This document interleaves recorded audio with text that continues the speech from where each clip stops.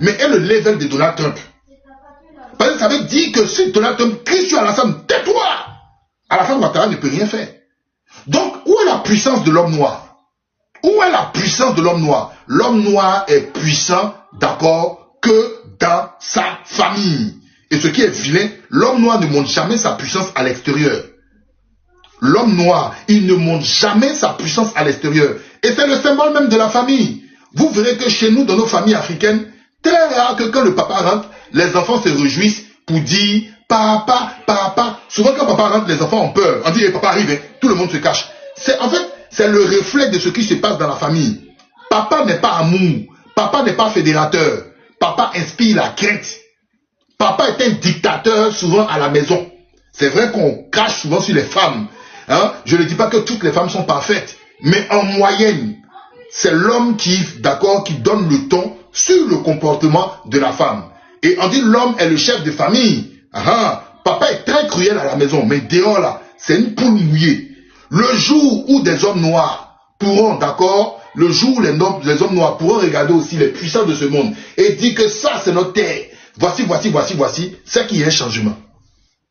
Donc, ce qui s'est passé hier, on s'est senti comme des fourmis qu'on peut écraser. Si vous voyez que les gens parlaient beaucoup, on s'est senti comme des fourmis qu'on peut écraser. Parce qu'on s'est senti faible, inutile dans le monde. On n'apporte rien.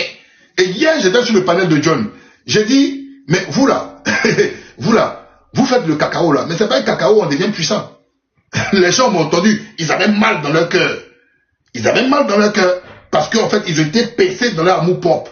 Mais c'est une réalité. Au moment où les puissants mangent, nous, même les miettes, on n'est pas en bas. Et hier, quand je disais comme ça, sur le panel de John, il y a M. Kokoranzi qui dit que non, ma manière de penser n'est pas bonne. Non. Je suis très réaliste. Moi là, je suis très réaliste. C'est-à-dire que quand Donald Trump dit l'Afrique est un continent de merde, pour lui, dans sa réalité, c'est un continent de merde. Vous décidez de quoi? Quand il vient devant des pays africains et puis il dit c'est quoi ton pays? Et puis il dit dans ton pays on parle anglais comme ça. Mais c'est normal parce qu'il n'a pas d'intérêt là-bas. Il n'a pas d'intérêt. Ils sont tout puissants. Vous voulez quoi? Ils sont tout puissants. Vous dites que non, c'est du mépris pour l'Afrique. Mais tu fais quoi en fait? Tu as fait quoi d'utile dans le monde? C'est ça que je dis à mes frères souvent quand on dit souvent l'Afrique est riche. Mais c'est pour vous flatter. L'Afrique est riche et vous flatter. Allez regarder dans nos rues. Combien de nos soeurs qui se prostituent juste pour manger? Combien de nos frères qui vont mourir dans la Méditerranée? L'Afrique est pauvre. Parce que ton sous-sol là, qui t'a fait même prendre conscience que ton sous-sol il est riche? Parce qu'il faut des machines. D'accord? Mais qu'est-ce que toi tu fais pour fabriquer des machines? Qu'est-ce que toi tu fais pour acquérir des technologies? La seule chose que l'Africain qui est puissant fait, c'est d'arrêter les voix dissidentes, c'est de taper, c'est de manger dans le peu de caisse qu'il y a, c'est de vivre lui et son clan au-dessus des gens. C'est ça. Et souvent, il faut être mis devant la réalité. L'Africain a besoin d'avoir un électrochoc pour se réveiller. L'Africain doit avoir un électrochoc pour se réveiller. Est-ce que l'Africain peut se réveiller ou pas? L'Africain, bien sûr, peut se réveiller. Est-ce qu'il y a des solutions? On me reproche en disant ça à tout le monde, tu ne donnes pas des solutions. D'accord? Je vais donner mes solutions. Mais je vais commencer par le cas vénézuélien. Première des choses, on va se remettre dans le contexte. Frère, je vais venir même sur la démocratie. Hier, les démocrates, ils ont fermé leur bouche. Ils ne parlaient plus. Quand je parle, on me dit, oh, tu es un truc qu'on appelle, comment dire, tu es quelqu'un qui est, on me dit, tu es anticonformiste, tu soutiens l'AES, tu soutiens tant. Je vais vous dire pourquoi les gens de l'AES là, je les soutiens. Je vais vous le dire, parce que je ne l'ai jamais caché. Et vous allez comprendre. Mais vous, les démocrates, hier là, on vous a montré que la démocratie, levez-vous. Il n'y a pas des gens qui travaillent à l'ambassade des États-Unis, que le ministre des Affaires étrangères le convoque pour donner des cours de démocratie. Je vais vous lire des choses ici, et puis je vais rigoler. Je vais vous donner des éléments. Oh, vous ne parlez plus? La démocratie, là, voilà, les grands démocrates sont allés prendre un président. Mais pourquoi vous ne parlez pas? Pourquoi vous ne parlez pas? Parlez, donnez des cours de démocratie dans les émissions de MCI et dans les émissions de Life. Mais nos chers chroniqueurs, c'est le moment de faire des cours de démocratie. Faites les cours de démocratie et vous allez comprendre. Mais cette affaire-là, est plus que ça. cette affaire-là est très intéressante. Elle est très, très intéressante.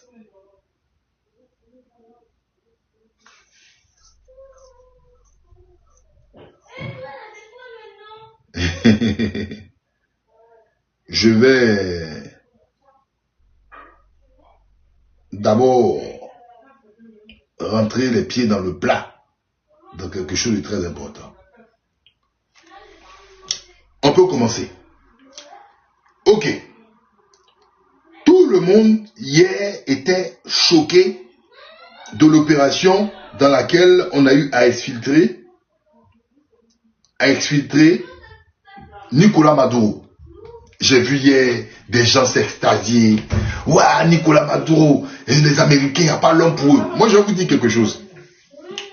Écoutez-moi bien. Je n'ai pas été du tout choqué de l'opération américaine. Elle n'était pas extraordinaire. Ah, ils sont rentrés, ils ont pris Maduro. Je n'étais pas du tout choqué. Vous savez pourquoi? Je n'en veux pas aux Américains. J'en veux aux Vénézuéliens. J'ai posé la question.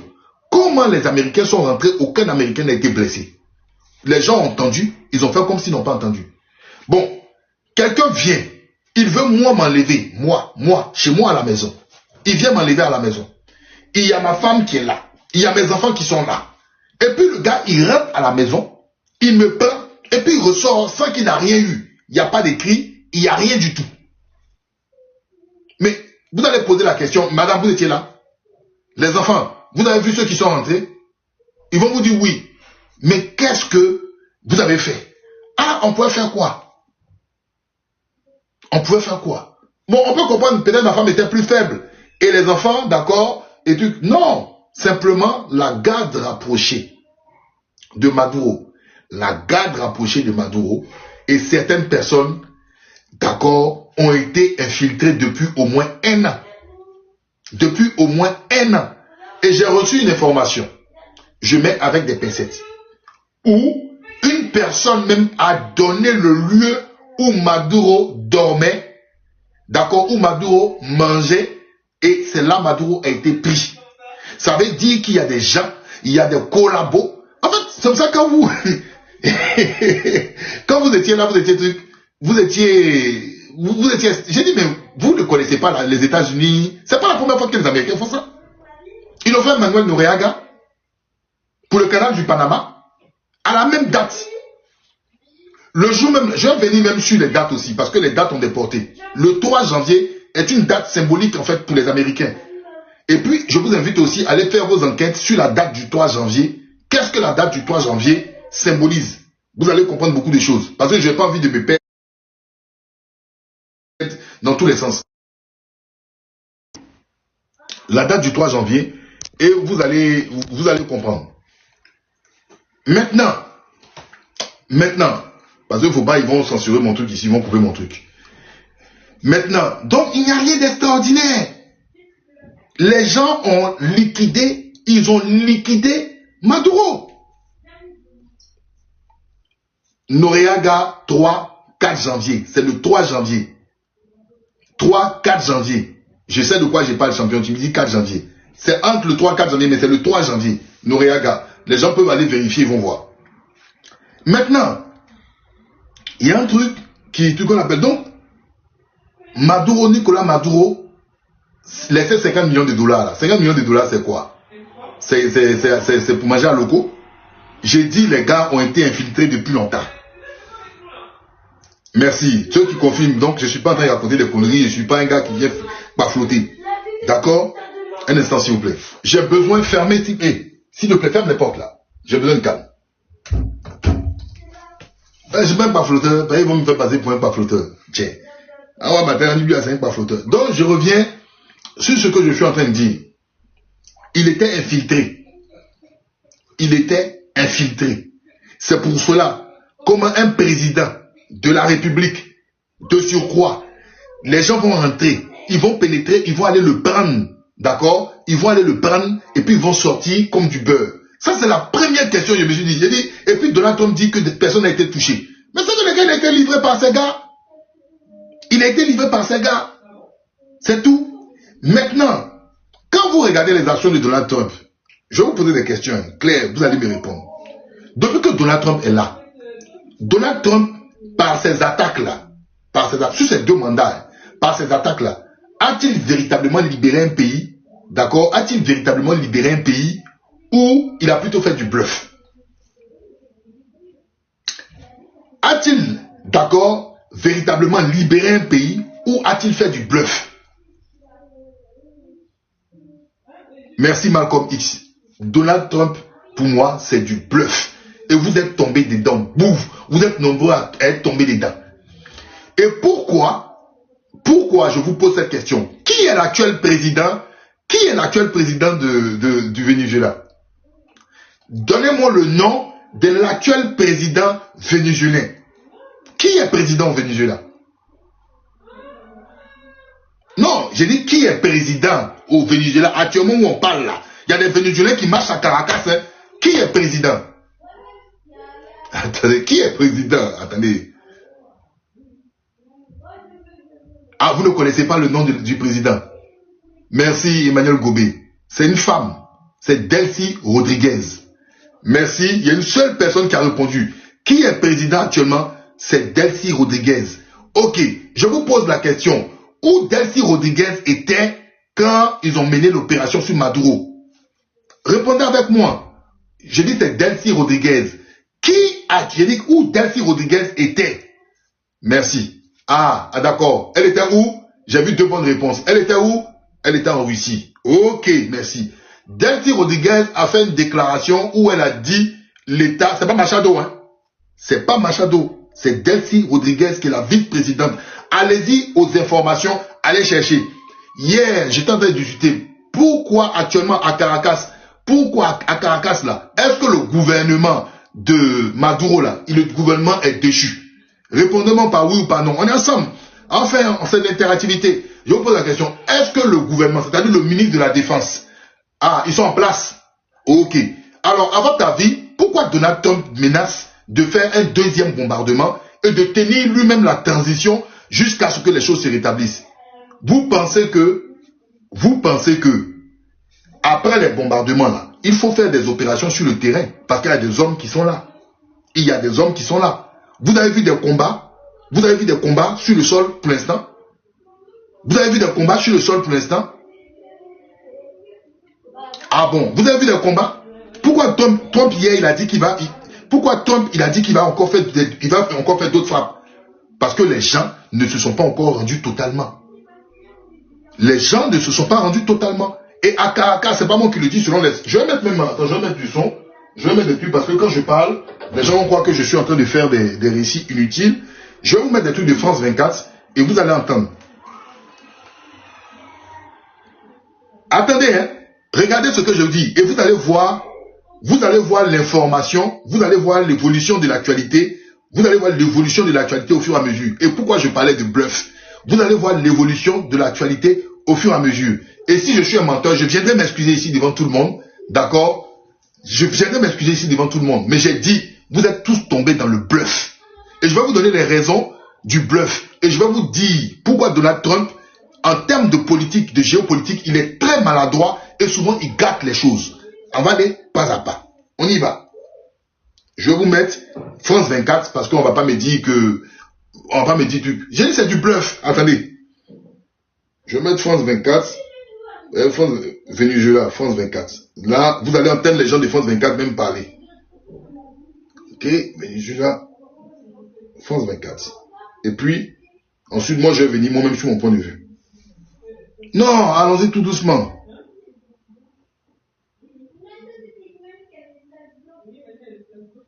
Alors...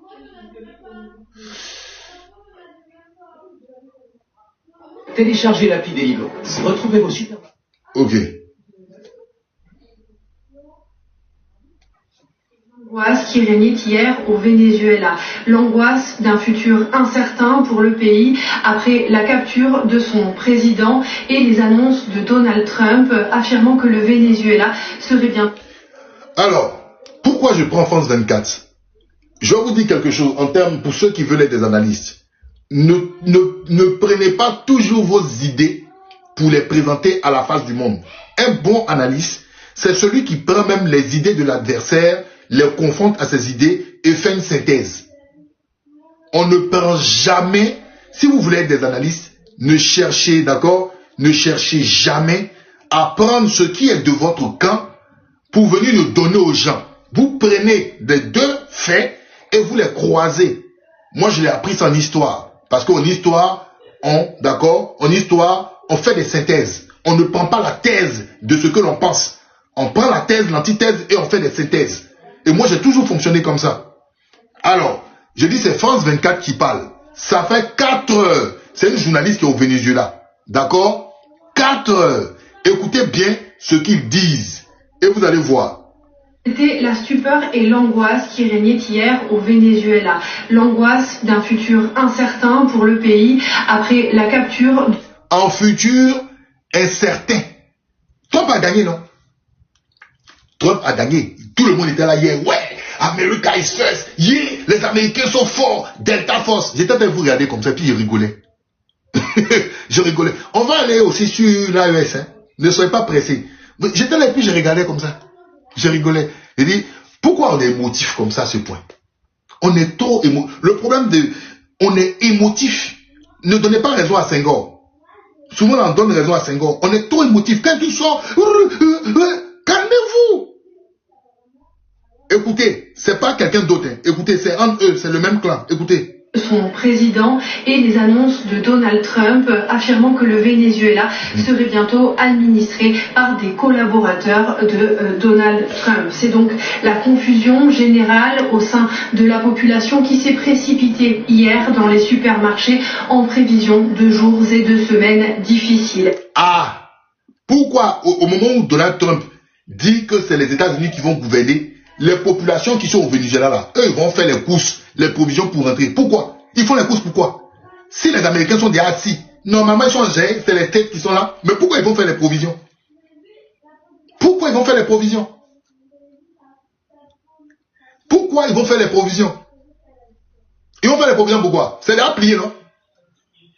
C'est plié. Quand c'est plié, tu ne vas pas faire les provisions pour truc. Normalement, tu vas qu'à tes occupations. Tu vas qu'à tes occupations. Tu es content? Bon, les tétoirs sont là, le blé va rentrer. Pourquoi tu vas faire les provisions? Ton cœur est mort, pourquoi? Pourquoi tu es paniqué? Attendez, on y va. Du côté des autorités chavistes toujours au pouvoir, c'est bel et bien Nicolás Maduro qui est... Les autorités chavistes toujours au pouvoir. Les autorités chavistes toujours au pouvoir. D'accord? Les autorités... C'est pas moi, hein? C'est France 24. Allez dessus. Ne dites pas que je fais la propagande. Ok?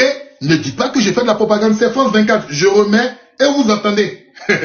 Vision de jours et de semaines difficiles. Du côté des autorités chavistes toujours au pouvoir, c'est bel et bien Nicolás Maduro. Ah bon?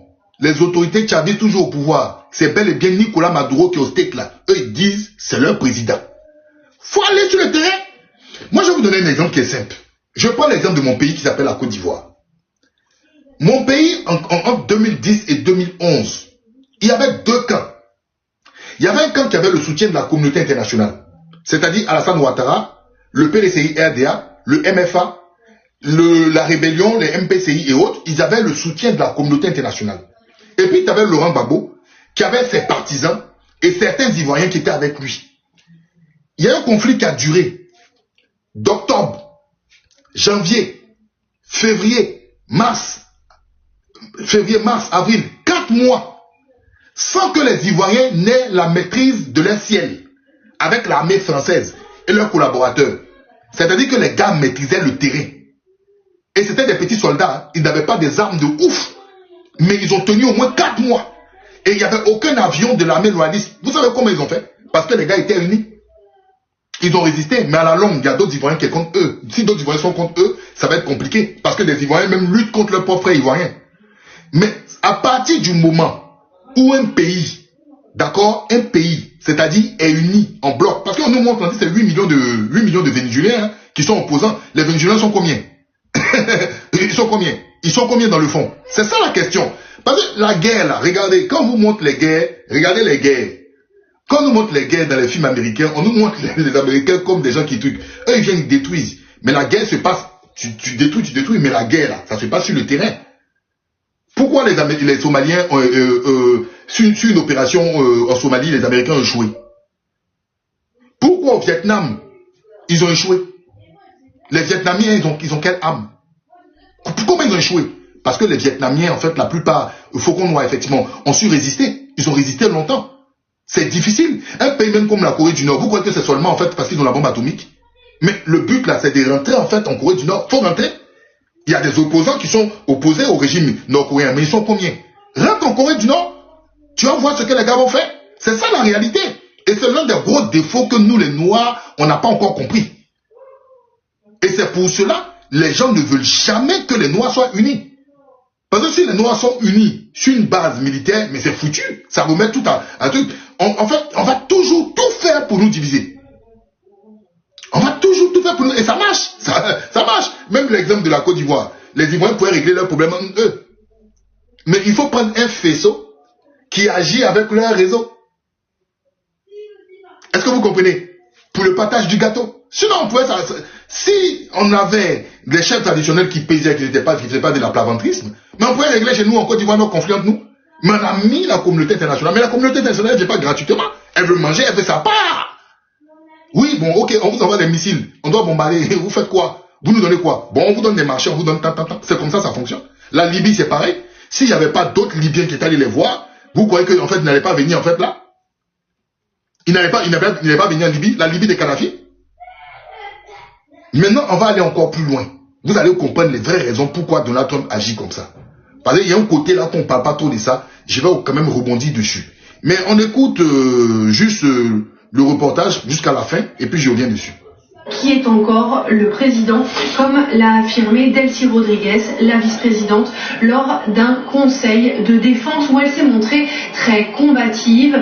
Ah, c'est de ça que je parlais hier. Elle était dans un conseil de défense. Delcy Rodriguez était où? Elle était en Russie, non? Hier, elle était dans un conseil de défense. Elle était dans un conseil de défense. Et aux dernières nouvelles, il faut que je regarde la source, mais il y a un de mes informateurs qui dit que des navires russes s'approchent du Venezuela.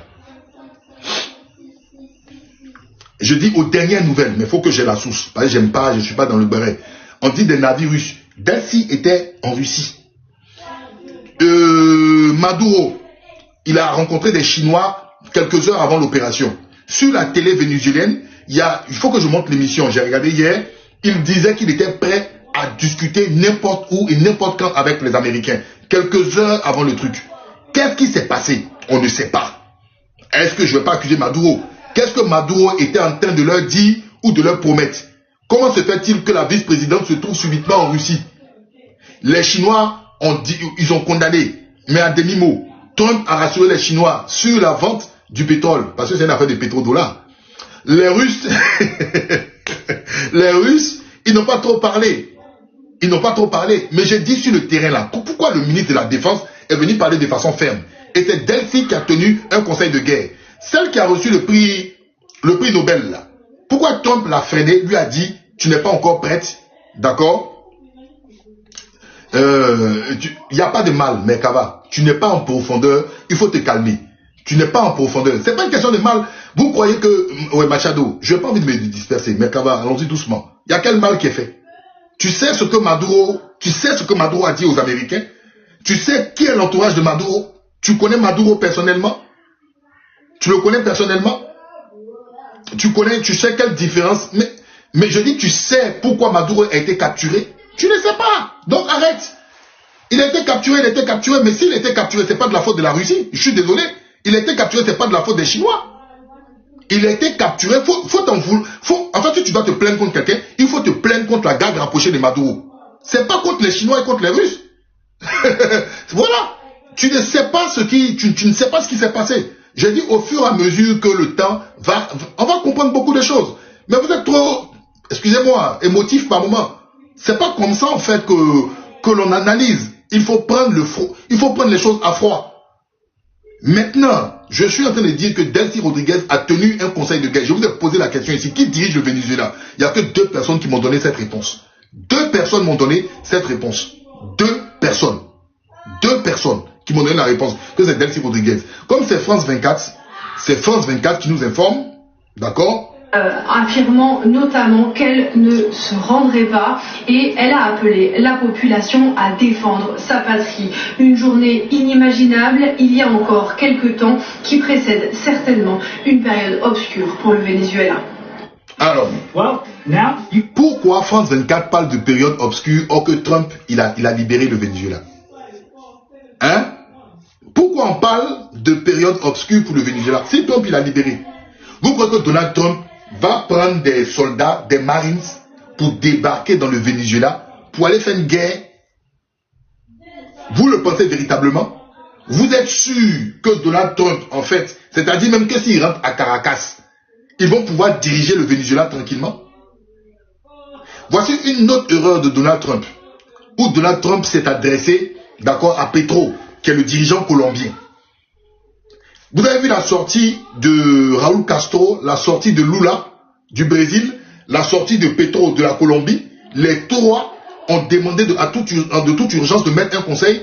En fait, là, par la position de Trump, la position de Trump, même Diaz-Canel, ben voilà, la posture de Trump, qui était une posture de bluff, pour moi c'est du cinéma, une posture de bluff, va renforcer, d'accord, va renforcer le bloc, c'est pour ça que j'ai parlé des Bolivariens, va renforcer le bloc de ces personnes-là, de certains pays d'Amérique du Sud, qui n'ont rien à perdre, qui n'ont rien à perdre dans le fond, mais il va renforcer, d'accord, un bloc.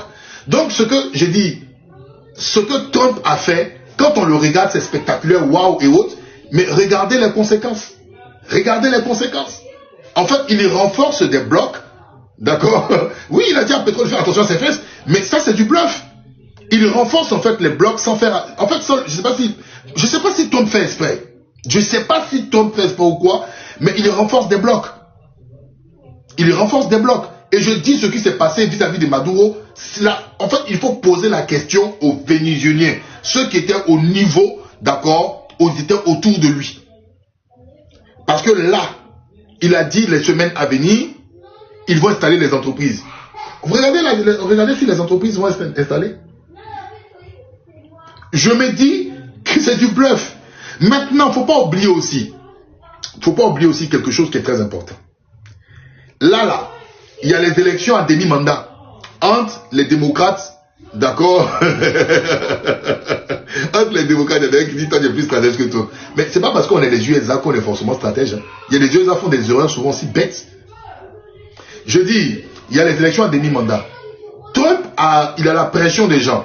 Il y a quelques semaines ou même quelques mois, les gens disaient vis-à-vis de Trump que Trump, par rapport à l'affaire Epstein, par rapport à l'affaire Epstein, d'accord, que Trump risquait de se faire prendre par rapport à cela.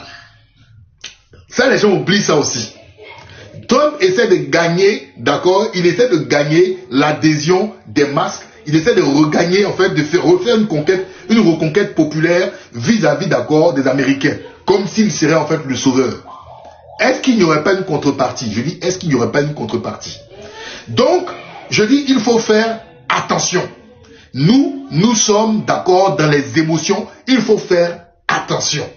Il faut faire attention. Donc, pour l'instant, tant que c'est les gens ce sont les gens de Maduro, les gens de Chavez qui sont là, moi je n'ai pas à parler. Je ne sais pas si je dois, en tout cas, me poser des questions. Il faut que je pose des questions à la garde rapprochée des gens de Maduro. C'est pas parce qu'il n'y a pas eu affrontement. Donc, ils ont été infiltrés. Ils ont été infiltrés. Donc, je ne sais pas. Mais tant que les gars sont encore là, Machado n'est pas encore là, et les entreprises américaines ne sont pas encore là, pour moi, ça a été du bluff. On l'a vu avec l'Iran. Je suis désolé, mes amis. Je suis désolé de vous le dire. L'Iran même qui joue Israël. On a vu les bombardements, on a vu avec le dôme de fer. Tout le monde était en train de crier, oh, oh, oh. Qu'est-ce qui s'est passé? Est-ce que ce n'est pas le même ayatollah qui est là? C'est pas le même ayatollah qui est là? C'est pas le même ayatollah qui discute avec Poutine? C'est pas les mêmes ayatollahs, d'accord, qui ont... c'est pas les mêmes ayatollahs qui sont encore en train de parler avec la Chine? Voilà. Voilà, moi c'est des questions que je pose. Maintenant, venons sur notre continent. Parce que hier, j'ai vu beaucoup. Donc, déjà, j'aimerais dire quelque chose aussi. Quand les gens disent que la Russie et la Chine ont lâché le Venezuela, je suis désolé. Un partenariat commercial n'est qu'un accord commercial. Un accord de coopération n'est qu'un accord de coopération. Et l'accord de coopération militaire ne demande pas que celui avec lequel vous coopérez par les instructeurs ou la livraison d'armes est censé intervenir militairement. Ça, c'est une première règle d'abord. De deux, un accord de défense se différencie d'un accord de coopération. Parce que je vois des gens sur Internet qui écrivent tout et n'importe quoi. Est-ce que le Venezuela avait signé un accord de défense avec la Chine ou la Russie? Non. Alors, si il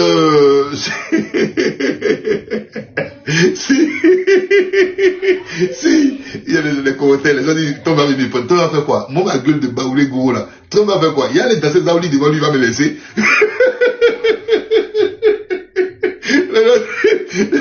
Il y a les danseurs Zaouli, et puis il a dit, ah, bah, Trump, il est zanté, il va dire, mais c'est qui de plaisanter, il va me laisser. Donc, il faut savoir faire la différence. Il faut savoir faire la différence. Il va gagner quoi avec moi? Il faut savoir faire la différence entre un accord de coopération militaire et un accord de défense. Parce que, en fait, c'est beaucoup de choses qui ont été dites en fait sur les réseaux et autres. On va écouter, d'accord, on va écouter déjà l'analyse de quelqu'un, un doyen que j'aime bien, qui s'appelle Pierre Charrier. Et Pierre Charrier, lui, il donne d'autres raisons en ce qui concerne ce qui s'est passé. D'accord? Un instant, les gars, c'est-à-dire que comment ont-ils enlevé Maduro? Ils ont enlevé Maduro par une trahison. C'est-à-dire que Maduro a été trahi par des gens de sa garde, des gens qui étaient chargés de le protéger. Est-ce qu'on est sûr de ça? Ah oui, c'est absolument. Il n'y a pas de commando Delta, il n'y a pas de SAS, il n'y a pas de film. C'est pas 007 qui est venu chercher Maduro à Caracas. Voilà, en fait, c'est tellement logique. C'est tellement logique. Je vous ai dit un petit pays de 322 463 km qui s'appelle la Côte d'Ivoire. Avant de prendre Gbagbo Laurent, vous avez vu des gens couchés, des corps couchés, vous avez vu des trucs. Hein? C'était avec l'armée française. Donc, en fait, moi, quand je vois ça, et puis vous êtes là éberlués, waouh, les Américains sont... J'ai dit, mais attendez, vous ne savez pas, je sais pas quoi. Vous ne voyez pas que c'est du spectacle? Vous ne voyez pas que c'est du spectacle? À un moment, il faut être rationnel. Je vais vous montrer le visage de... Ils ont, c'est-à-dire que comment ont-ils enlevé Maduro? Ils ont enlevé Maduro par une trahison. C'est-à-dire que Maduro a été trahi par des gens de sa garde, des gens qui étaient chargés de le protéger. Est-ce qu'on est sûr de ça? Ah oui, c'est absolument. Il n'y a pas de commando Delta, il n'y a pas de SAS, il n'y a pas de film. Afro Thunder, toi qui étais dans l'armée française un petit peu. Bon, même si les Américains sont 10 000 fois plus forts, hein, ils sont 1 milliard de fois plus forts. Donc, ils n'ont eu aucune altercation. C'est-à-dire Maduro, qui était chef d'État là, lui dort comme un bébé, il n'y a personne. Les Américains viennent le prendre, ils le prennent comme un paquet, et puis ils s'en vont. Ah, mon frère, doucement. Mais il ne faut pas nous prendre pour des enfants. Toi-même qui as été dans l'armée française, hein, tu dis ils sont 1 milliard de fois plus forts. Quand même. Ah, faut faire preuve de réalisme. Je ne suis pas en train de mettre en doute les capacités américaines, mais on réfléchit, on a un cerveau. Toi aussi. Il a sa garde rapprochée là, parmi sa garde rapprochée, ils l'ont tout. Et les gars travaillaient avec lui, il était livré, c'est tout. Aïe, où est-ce que j'ai dit de trucs? Ils l'ont tout. Ah. Français qui est venu chercher Maduro à Caracas, il a été trahi par son entourage. Et après, les Américains l'ont récupéré et sous statut de trafiquant de drogue. C'est comme s'il était Pablo Escobar, parce que la chose a été confiée à la DEA et les officiers, les militaires qui entouraient Maduro avaient un grand écusson sur la poitrine DEA pour que ce soit bien clair, que ce soit une opération. C'est-à-dire que comment ont-ils enlevé Maduro? Ils ont enlevé... Voilà, ça c'est une analyse, même je viens de tomber sur cette analyse. Maintenant, je vais vous présenter en fait un instant. Nous n'avons pas de... Ce qui vient... Donc c'est vrai que je suis très très proche du... Attendez. Le président Maduro... Un instant. Ça c'est le ministre de la Défense. Ça c'était sur Le Parisien, c'est une source du journal Le Parisien, d'accord? C'était le ministre de la Défense hier dans les premières heures. Maintenant, je vais... Attendez, je pense trouver cette analyse que j'ai appréciée, d'accord? Sur la page Géopolitique 92, parce que j'aime bien Pierre Charrier, et son interview, c'était en plusieurs phases, parce qu'on a enlevé le truc. On va écouter, d'accord, ce que Pierre Charrier nous dit.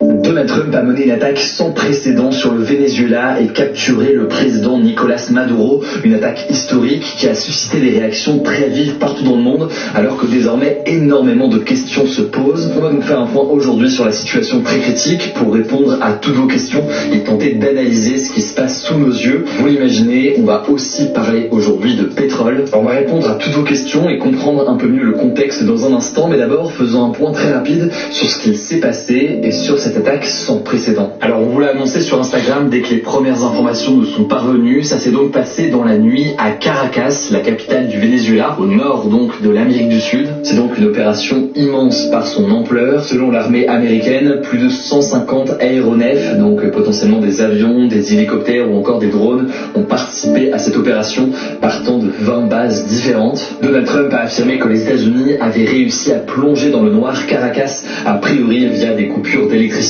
afin de mener cette opération. Les forces spéciales américaines ont pu compter notamment sur une source de la CIA, donc les services secrets américains, une source visiblement infiltrée donc à l'intérieur du pouvoir au Venezuela. Vous avez entendu? Qui transmettait aux États-Unis la position de Maduro ces derniers jours. Vous avez entendu? Un instant s'il vous plaît. Donc quand on parle d'une source de la CIA, c'est pas forcément un Américain. C'est un Vénézuélien, d'accord, qui peut être même, d'accord, il peut être au sein même de la garde rapprochée. Il peut être, voilà, et puis il travaille pour la CIA, d'accord. Écoutez. Selon Donald Trump, aucun membre de ses troupes n'a été tué, tandis que le bilan du côté du Venezuela n'est pas connu à l'heure actuelle. D'accord. Tarek William Saab, qui est le procureur général du Venezuela, a affirmé à la télévision locale que, je cite, des victimes innocentes ont été blessées et tuées. Et pour l'instant, c'est une information qui est impossible à vérifier. Voilà, donc William Saab, qui est le procureur général à Caracas, dit qu'il y a eu des victimes, d'accord, il y a eu des victimes, il y a eu des blessés. Tom dit le contraire. Oui, un faux honneur, c'est ça en fait l'analyse. On explore plusieurs pistes. Moi, parce que franchement, j'ai essayé de regarder avec beaucoup de minutie. Quelques heures avant son interpellation, il était sur la télé vénézuélienne, et sur la télé vénézuélienne, il disait qu'il était prêt à discuter n'importe où, n'importe quand avec les Américains.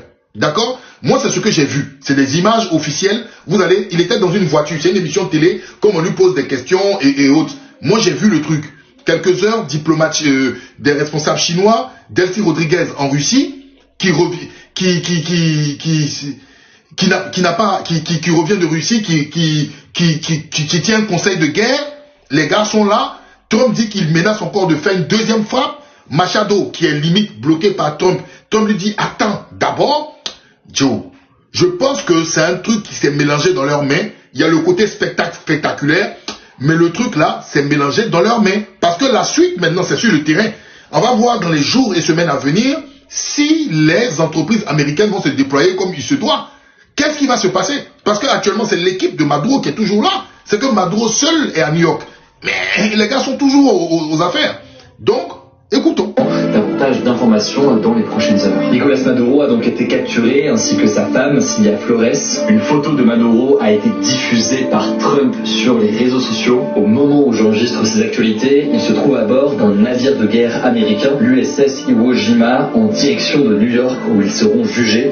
On en parle juste après. Il a noté, même si ça semble évident, c'est tout de même important à souligner, que cette attaque menée par les États-Unis, elle est complètement contraire au droit international. On en reparle d'ailleurs juste après dans les réactions. Alors comment comprendre une telle capture de Maduro par Trump? Vous l'aurez compris, il y a différentes raisons qui sont mises en avant et beaucoup de choses à analyser. Ces derniers mois, vous le savez si vous suivez nos actualités du jour, Donald Trump accusait quotidiennement le président du Venezuela, Nicolás Maduro, d'être à la tête d'un réseau de trafic de drogue qui finirait aux États-Unis. Il avait déjà bombardé à plusieurs reprises des navires au large des États-Unis, des frappes qui sont illégales au regard du droit international et des frappes effectuées sans fournir fournir de preuves sur les liens entre ces navires et le trafic de drogue. Lors de sa conférence de presse tout à l'heure, Donald Trump a donc à nouveau mis en avant d'abord cette question du trafic de drogue. C'est ce qui sera d'ailleurs au cœur du procès de Maduro à New York. On en reparle dans un instant. À noter tout de même, pour bien contextualiser les choses, que les études indiquent que le Venezuela n'est pas le principal pays exportateur de drogue vers les États-Unis. Certains pays, en effet, comme le Mexique, le sont bien davantage. Mais finalement, Donald Trump a aussi assumé une autre raison pour cette attaque,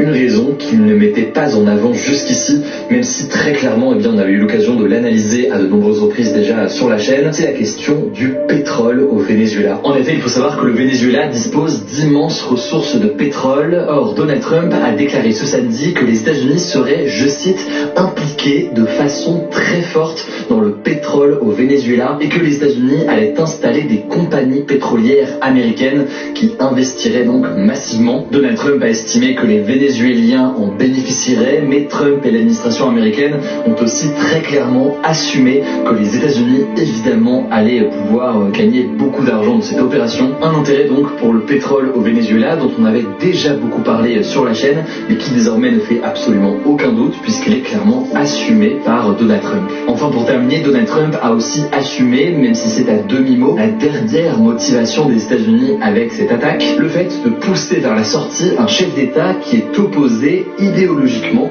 aux États-Unis. En effet, là aussi, on en a déjà parlé sur la chaîne, Nicolás Maduro, il est issu d'un courant syndicaliste, socialiste, proche de la Russie ou encore de la Chine, des adversaires potentiels des États-Unis. Il faut noter par ailleurs que lorsque Maduro avait remporté les élections en juillet 2024, des élections très largement contestées en raison d'accusations massives de fraude électorale, et bien à ce moment-là déjà, les États-Unis avaient soutenu les partis d'opposition. Et là, en l'occurrence aujourd'hui, Trump semble confirmer que cette attaque, elle était aussi portée par une opposition idéologique, puisque Trump a déclaré qu'il souhaitait que les États-Unis, je cite, soient entourés de bons voisins. Alors que va-t-il se passer au Venezuela maintenant? C'est là la zone floue la plus importante. Trump a déclaré que les États-Unis allaient diriger et gouverner le Venezuela jusqu'à ce qu'il y ait, je cite, une transition juste. D'ailleurs, Donald Trump n'a pas fermé la porte à la présence de soldats américains au sol dans le pays, tout en agitant la menace d'une possible seconde attaque qui serait, je cite, bien plus importante si nécessaire. Mais très concrètement, en réalité, aujourd'hui, on ne sait pas comment est-ce que le pays va être dirigé par les États-Unis. On peut noter notamment que María Corina Machado, qui est une figure de l'opposition à Maduro, a appelé le candidat de l'opposition à la présidentielle de 2024, Edmundo González Urrutia, à assumer immédiatement la présidence alors qu'il se trouve actuellement en Espagne. Mais Donald Trump n'a fait aucune déclaration en ce sens et encore une fois, il semble pour l'instant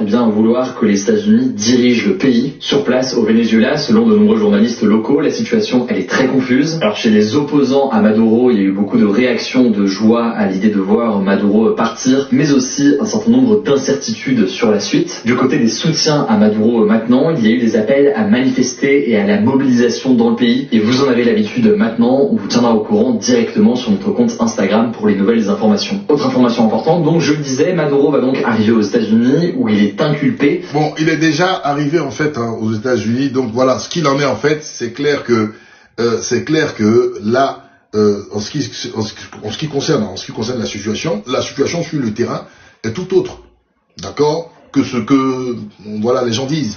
Maintenant, l'effectivité, c'est ça, c'est l'effectivité du pouvoir. Maduro, en fait, effectivement, a été capturé, et comme on a dit, suite à des personnes qui sont infiltrées, qui bossent pour la CIA, qui étaient effectivement dans son cercle le plus rapproché. Mais, qu'est-ce qu'il en est aujourd'hui du pouvoir? C'est pour ça que je posais la question aux gens, qui tient le pouvoir aujourd'hui à Caracas? Et donc, ce sont encore les gens de Maduro qui tiennent le pouvoir. Est-ce que la stratégie de Donald Trump, elle était bonne? C'est ça la question. Parce que je n'ai jamais vu Donald Trump faire des opérations à l'extérieur qui, pour moi, sont véritablement concluantes. On a l'impression, en fait, d'accord, que Donald Trump est véritablement, pour moi, dans le bluff. C'est-à-dire que il peut avoir des partenaires fidèles qui lui disent, bon, voilà, il y a tel truc. Il dit, ok, d'accord, ok, je vais faire quelque chose pour les calmer. Et puis après, regardez sa façon de fonctionner. Maintenant, est-ce qu'il y a des gens qui mettent la pression aussi vis-à-vis, d'accord, de Donald Trump? Ouais. Et puis quand on parle en fait d'accord de Noriega, c'est une époque, c'était pour le canal du Panama, c'est pas les mêmes choses. Parce que là aujourd'hui, j'ai l'impression que moi, à mon humble avis, je peux me tromper, Donald Trump a renforcé, d'accord, les camps et les clans. Ils ont renforcé les camps et les clans. Et ces pays-là vont courir rapidement vers d'autres partenaires qui vont... Parce que l'opposition, en fait, le problème en fait de l'opposition vénézuélienne, il y a deux choses dans l'opposition vénézuélienne. On a une opposition capitaliste, bourgeoise, d'accord, très américanisée, qui est déconnectée de la plupart des masses populaires qu'on peut dire qui sont manipulées par l'autre clan, d'accord. Ce sont ceux-là, la plupart des gens qui tiennent cette opposition-là. Donc, il y a une sorte de lutte sociale. Mais est-ce que, en termes de masse, ces gens-là, ces bourgeois-là sont plus nombreux que les masses populaires? Je ne pense pas. Et dans ces masses populaires-là, tu vas avoir le sentiment d'accord de patriotisme, le sentiment, en fait, d'accord de fierté et autres. Donc, c'est différent. C'est pas les mêmes registres. C'est pas les mêmes registres. Sur le terrain, qu'est-ce qui va se passer? Est-ce que après ces bombardements, Trump va s'aimer le chaos? S'ils s'aiment le chaos, ils vont prendre le pétrole comment? Comment ils vont travailler sur place? D'accord? Donc, il faut faire très attention. La géopolitique, ce n'est pas un jeu. Regardez ce qu'ils ont fait en Libye. Ils ont fait le chaos qu'ils ont semé en Libye. Depuis combien de temps? Ils font quoi maintenant pour essayer d'arranger les choses en Libye? C'est ça. Donc, je pense qu'il faut être très prudent par rapport à ces questions-là. Il faut prendre beaucoup de recul. Maintenant, je vais revenir sur un petit peu chez nous en Afrique. Parce que vous savez que cette guerre-là, d'accord, cette guerre-là qui a aussi son corollaire en Afrique. On va parler de l'AES. Les gens attendent que je parle de l'AES. Bon, je vais m'exprimer comme quelqu'un qui est loin de l'AES. Je vais faire cet effort-là, mais je vais vous expliquer la différence. La première des choses, vous savez que Donald Trump a effectué aussi un bombardement pour les chrétiens du Nigeria qui subissent des persécutions de la part, d'accord, ils disent de certains musulmans, des djihadistes. Bon, qui peut me donner le bilan du lancer de missiles de Donald Trump, d'accord, de Donald Trump au Nigeria? C'est quoi le bilan? Quel est le bilan? J'attends. Non, donnez-moi le bilan. Quelle base qui a été démantelée? Combien de terreaux ont été éliminés? Non, donnez-moi le bilan. Combien de terreaux ont été éliminés? Vous savez, moi, j'aime pas les effets d'annonce. On va parler entre nous clairement. Combien de terreaux, d'accord? Combien de gens ont été éliminés? Donc, comme on parle beaucoup, ouais, Donald Trump a lancé une mission au Niger. Oui, c'est quoi le bilan? Ok. Donc, en gros, voilà, c'était un effet d'annonce, lancer un missile. Ah, il y a un bien sûr qui a mis soi-disant 300. Soi-disant 300, d'accord. On va aller dans ta piste. Soi-disant 300. On va exploser les soi-disant 300. Bon, je vais vous montrer encore France 24. Si vous voulez que je vous montre France 24, je vais vous montrer France 24. Alors, en gros, France 24, encore, nous dit que des habitations de civils et des gens ont été touchés. Mais on ne nous a pas montré les cellules terreau démantelées avec le chef des terreau qui a été présenté. Vous voyez? Et quand on est dans l'émotion, on prend l'information comme ça, tac, mais après, on ne va pas chercher. Alors, ce que vous avez vu là, d'accord, ce que vous avez vu au Venezuela, hier vous avez vu des Africains venir bondir, surtout les Ouest-Africains. Il y a une réalité qu'on ne doit pas nier. Moi, j'aime pas en fait l'hypocrisie. Il y a deux camps en Afrique. Il y a deux camps. Il y a ceux qui sont dans la vision occidentale américaine comme elle se doit. Bon, c'est clair que ce ne sont pas des partenaires parce que nous,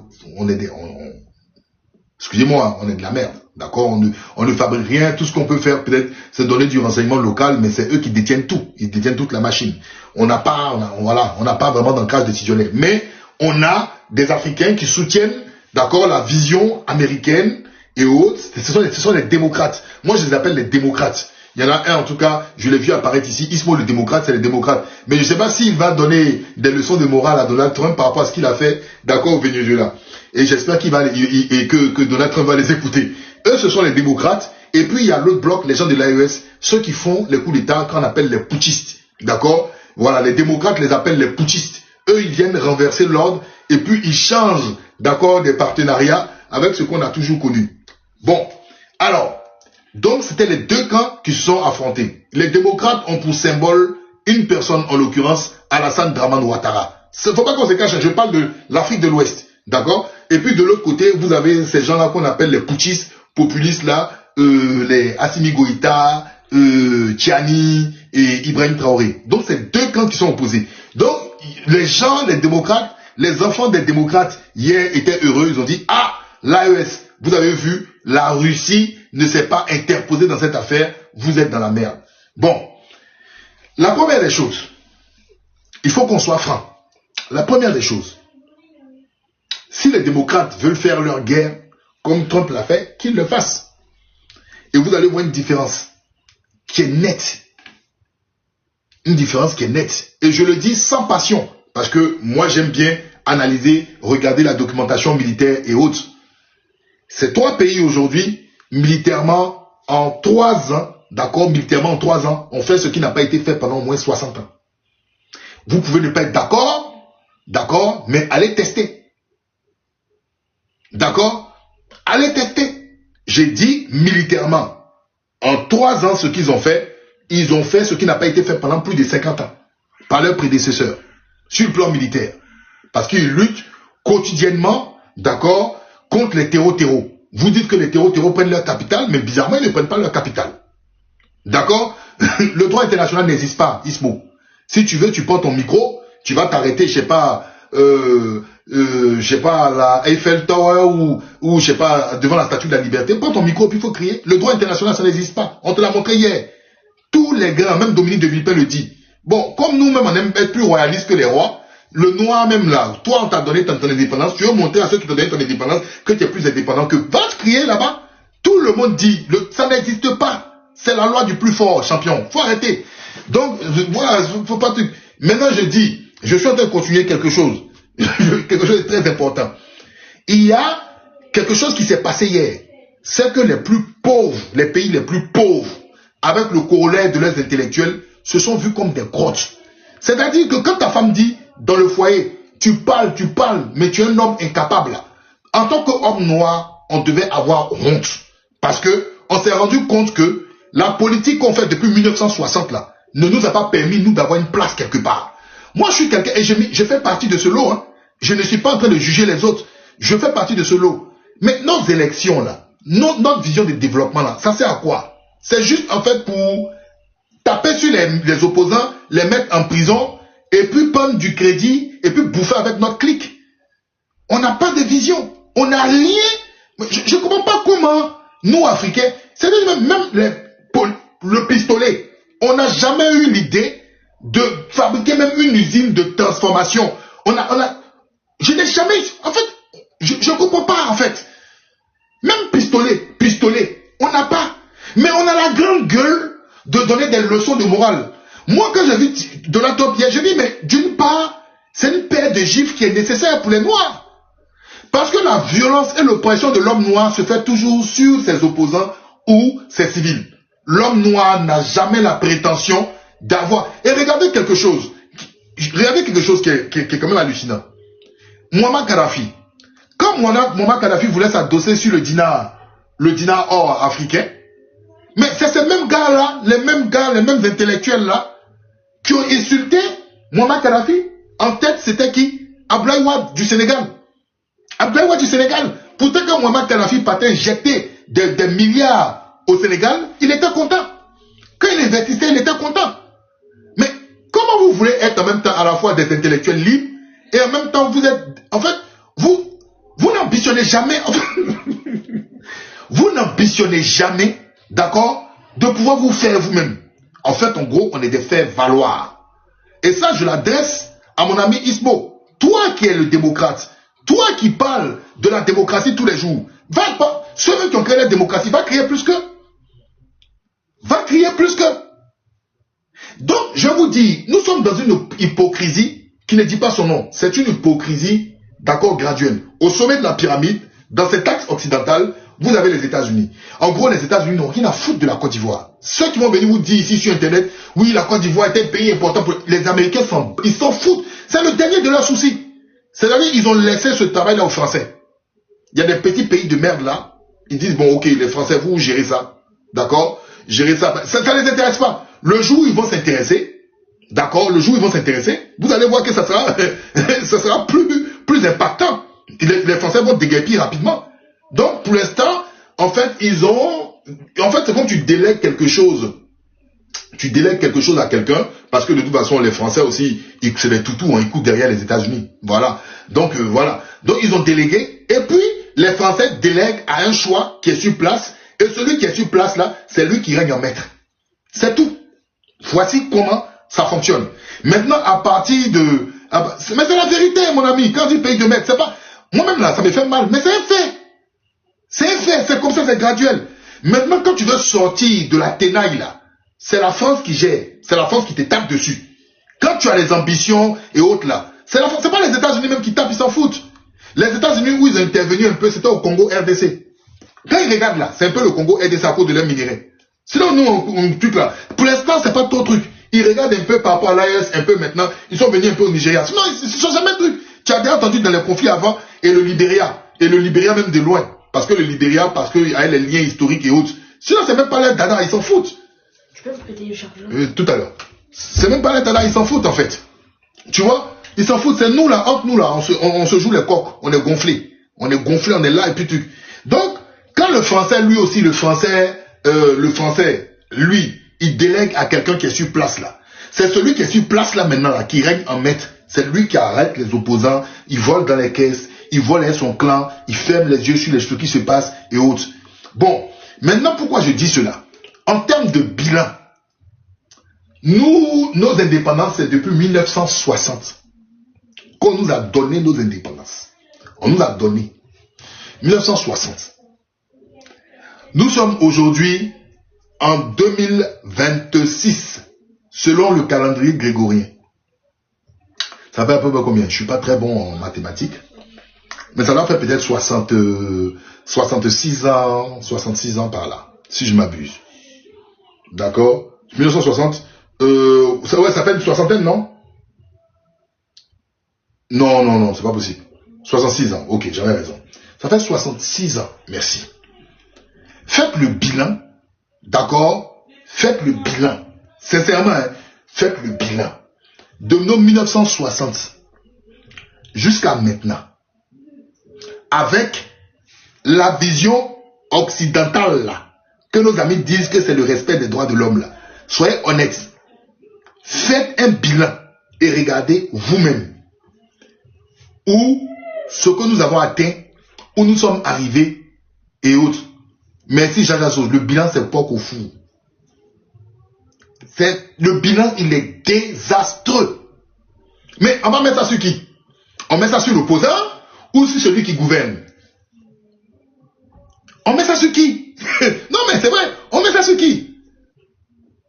Un pays qui n'arrive pas à se défendre, qui lui-même loue sa défense à un pays étranger, mais tu n'es pas un pays, tu n'as pas d'ambition. Tu n'as même pas d'ambition. J'ai dit aux gens, le cacao là, c'est pas le cacao, mais on ne transforme même pas le cacao. Hier, j'étais en train de discuter des amis du RHDP. Des amis du RHDP. des amis du RHDP disent, nous sommes la 8e puissance africaine. Je dis, 8e puissance africaine là, sur quoi? Il dit, non, nous on a fait des trucs, on est la 8e. Je dis, tu te bases en tant que puissance africaine là, tu te bases sur quoi? Un père de famille dans sa maison, un père de famille dans sa maison, là, le premier truc qu'il fait, d'accord, c'est de garantir la sécurité de sa femme et de ses enfants. Une femme, elle a besoin de se sentir en sécurité. Ça, c'est le premier élément. Et la sécurité n'est pas sous tutelle. Parce que si tu donnes ta sécurité à ton ami, c'est-à-dire tu dis à ta femme, elle dit, j'ai besoin de temps, faut voir mon ami. Mais un jour, cet ami-là va venir dans le lit. Et puis, on va te dire, mais je te vois quasiment pas. Quand il y a quelque chose, c'est lui. Donc, la chaleur que tu devais me donner là, il m'a donné ça. Donc, on a l'impression qu'on a un pays chouchou chéri qui nous cajole et autres. C'est un fait, c'est la réalité. Vous voulez que j'aille dans le fond? Vous voulez que j'aille dans le fond? Si on va dans le fond, c'est pas bon, hein. Parce que j'ai pas envie de citer. Je parle de la Côte d'Ivoire de 1960 jusqu'à maintenant.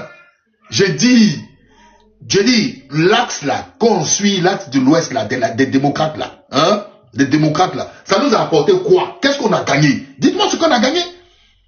Je vais vous donner l'exemple d'un pays qui a eu son indépendance en 1975. Ce pays s'appelle Singapour. Allez visiter Singapour. Allez visiter Singapour. 1975. Nous, c'est 1960. Ne venez pas jouer sur 1975. Allez regarder Singapour.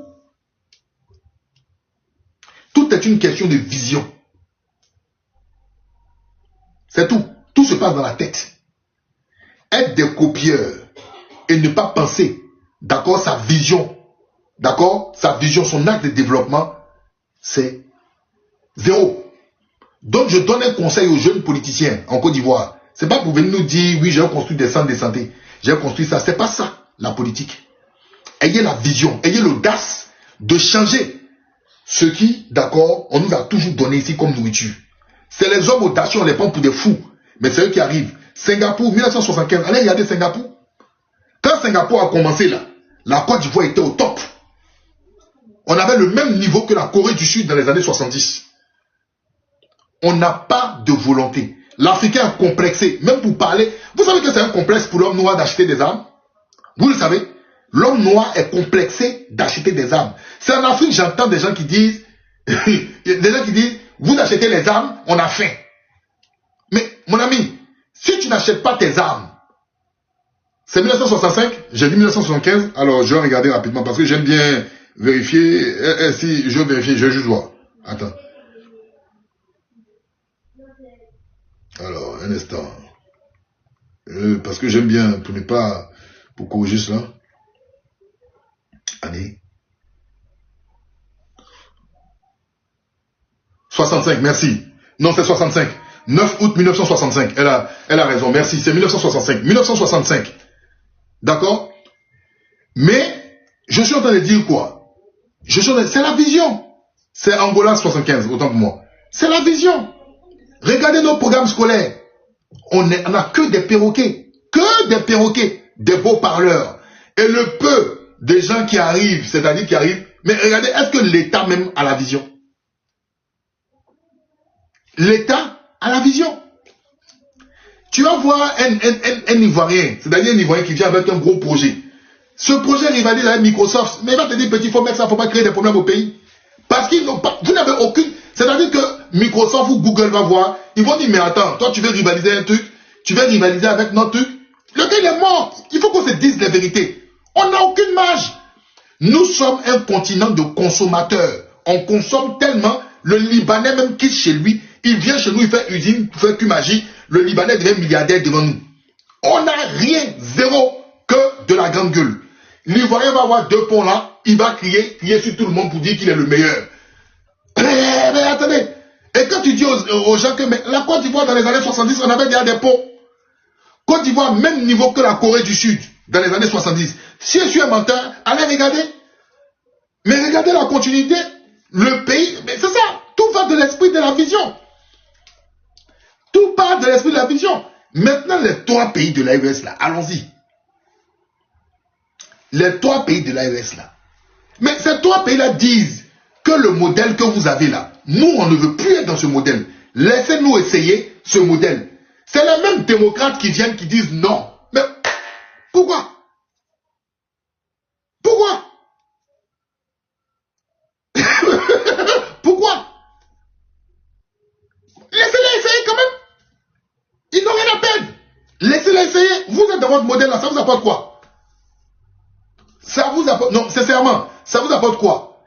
Chaque 5 ans quand il y a élection, c'est la même CEI. Vous tapez sur les mêmes... Même les enfants qui rêvent de liberté là, on tape sur, on les met à la maca. Mais, AES n'est pas un exemple. Vous là, votre exemple c'est lequel? Si l'AES n'est pas un exemple là, vous, votre exemple c'est lequel? L'exemple qui est à Abidjan là? L'exemple qui est à Abidjan là, c'est un exemple de développement ça? C'est un exemple de développement. Non mais, non. Il faut, franchement, il faut véritablement sortir. Ce modèle n'est pas bon, c'est un modèle de consommateur. Non, je vous le dis, c'est un modèle de consommateur, c'est pas un modèle de transformation. Même le grand Houphouët-Boigny, il a pleuré dans les années 80 ici. Houphouët-Boigny voulait faire comme le Venezuela avec le cacao. Mais Houphouët, ils ont tagué Houphouët. Qui a tagué Houphouët? Qui a tagué Houphouët? C'est pas les mêmes gars là. C'est pas eux. C'est pas les mêmes gars là qui ont tagué Houphouët. Quand Houphouët voulait bloquer le cacao et autres, vous vous rappelez la guerre du cacao? Ils ont monté quand Houphouët, hey, calme-toi petit.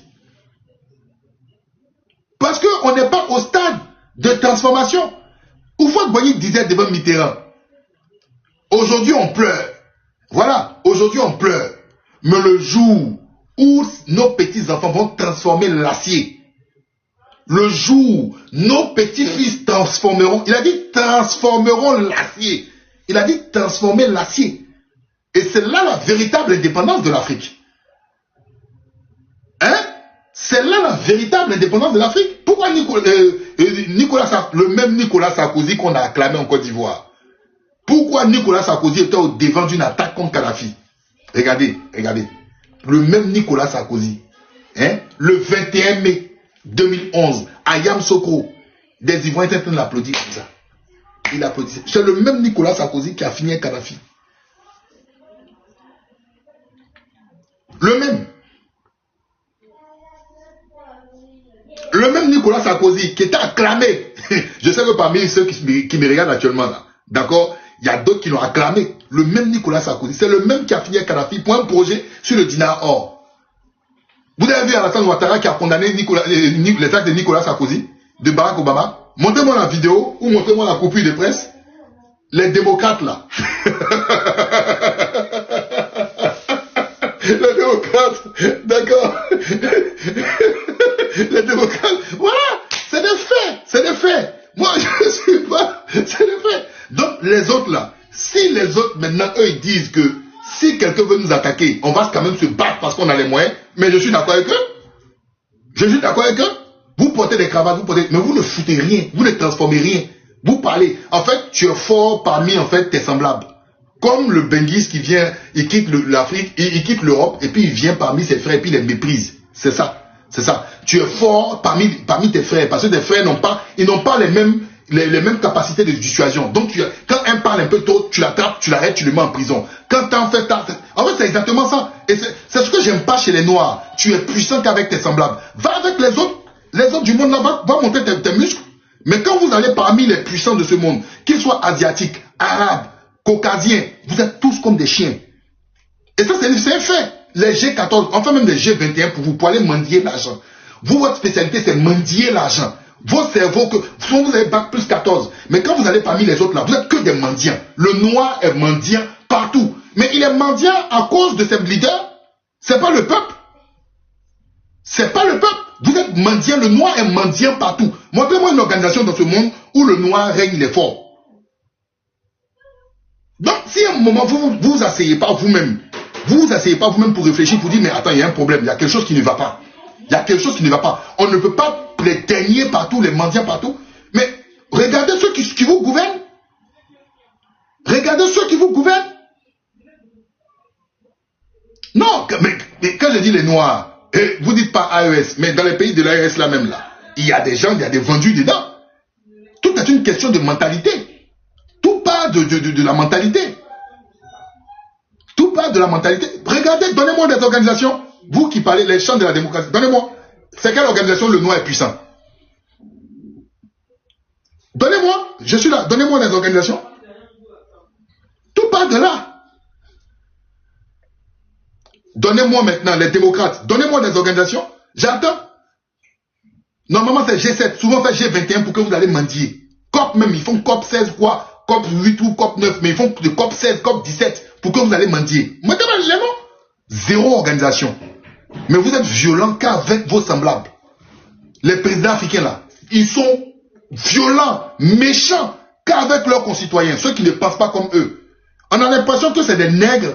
C'est comme si dans les champs américains, d'accord, tu avais des negro fields et des negroes house. En fait, le nègre de maison, lui, le nègre de maison, son rôle, c'est de balancer tous les noirs qui veulent s'échapper du champ. Vous voyez, les noirs qui veulent être libres là. Voilà, lui, le nègre de maison, lui, c'est lui qui dit au maître, ah, maître, et voilà, ceux-là, ils commencent à parler de souveraineté. Ceux-là, ils veulent tout. En fait, c'est juste ça. Parce que moi, quelqu'un qui est puissant, c'est lui qui va rivaliser les puissants. Mais tu ne peux pas martyriser ton peuple. Et regardez, ils ont tous les mêmes symptômes. Ils trafiquent la constitution, les institutions sont que pour eux, leurs clans et leurs amis mangent, ils ont tous les mêmes symptômes. Alors, c'est la raison pour laquelle on reste les derniers de la classe et derniers. Et c'est pour cela que je dis que quand vous voyez Trump, vous allez rester en admiration. Mais dans le fond, vous allez vous sentir inutile. Ceux qui osent fuir la maison du maître, laissez-les, ils vont oser fuir la maison du maître. Vous restez dans votre confort. Mais je vais vous dire quelque chose. Comme vous êtes maintenant les chantres contre le coup d'État, ayez le courage, dites à vos présidents là, de condamner Donald Trump. C'est là on va voir s'ils sont garçons. Ça là, ce n'est pas la diplomatie. Comme vous êtes contre les coups d'État, les coups de force, parce que ce qui s'est passé, c'est contre les lois d'accord internationales. C'est pas moi qui le dis, hein. C'est même vos amis les blancs là, ils ont dit dans le truc. Vous avez cœur, dites à vos ministres des Affaires étrangères ou vos présidents de parler. C'est là que vous allez comprendre que le monde là, il est hiérarchisé. Il est hiérarchisé. Essayez. Comme vous êtes fort, vous inquiétez vos habitants. Quand vos citoyens parlent, sont contre vous là, ouvrez votre bouche et puis parlez. Non mais le Ghana, je ne suis pas choqué par le Ghana. Quand tu me dis le Ghana, est-ce que le Ghana, le Ghana, c'est pas le même level. Regardez les élections au Ghana. Regardez même la société, elle n'est pas parfaite. Mais regardez comment la société ghanéenne fonctionne. Au Ghana, les chefs traditionnels ont leur mot à dire. Au Ghana, les passations se font. D'accord? Même si ce n'est pas le paradis. Le Ghana, tu me dis le Ghana. On dit ceux qui sont dans... C'est le pays de Nkrumah, c'est le pays de Rawlings. Ce n'est pas le même level. Là-bas, là, c'est la pensée. C'est la pensée. C'est la pensée. Maintenant, je dis, vous, les enfants, les bébés choux de Paris, les bébés choux de New York, là, parlez. Parlez. Quand on dit même que les Américains ne donnent pas de visa à vos ressortissants, vous pouvez parler. Vous ne parlez pas. Votre bouche est fermée. Pourtant, c'est vous qui emmerdez les gens sur les plateaux télé et vous emmerdez en fait les gens aussi sur les panels. Parlez. Donnez. Parlez. Jomai Faye, il n'a pas dit que Trump mérite le prix Nobel de la paix. C'est Jomai Faye qui a dit ça, non? Voilà. Faut dire à Trump que tu es contre. Dis à Trump que tu es contre. Oh. Oh là là. Bon, mesdames et messieurs, en tout cas, c'était mon petit moment. Et puis voilà, donc ceux qui veulent oser s'envoler comme des papillons, voler comme le papillon rêvé. Mais le modèle qu'on nous présente là, ils ont montré ses limites aujourd'hui. Ils ont montré les limites de ce modèle-là. On croyait que ce modèle-là était un modèle paradisiaque, mais on a vu que les canons et qu'une force armée puissante pouvait faire ce qu'elle voulait. Et que chacun retienne cela dans sa tête. Moi, je souhaite que les Africains rêvent. Et ce modèle-là, il atteint ses limites. Ce que Trump fait là, c'est ce qu'on fait chez nous. Celui qui a les armes, qui a la police, qui a la défense, qui a la justice, il fait pareil que Trump. Il peut dire à la commission électorale de trafiquer les résultats. Il peut dire, élimine tel candidat pour ne pas postuler. Il peut dire, c'est la même chose là en fait. Donc nous sommes en fait juste dans une illusion où on nous fait croire que la liberté est vraiment la liberté. Et quand tu les atteins, quand tu les touches, ils disent on a fait des progrès, mais rien ne peut pas être parfait, attendons encore. N'importe quoi. Alors, je vais quand même prendre 2 ou 3 personnes. Puis moi je vais m'arrêter là. Hein. J'espère que vous avez apprécié. Voilà. Mais on va voir, hein, de toute façon, en ce qui concerne l'évolution de l'actualité. On verra ce qui va se passer. Et on verra si j'ai eu tort. Si j'ai eu tort, je viendrai m'excuser. Si j'ai pas tort, je vous dirai, bon, vous avez vu.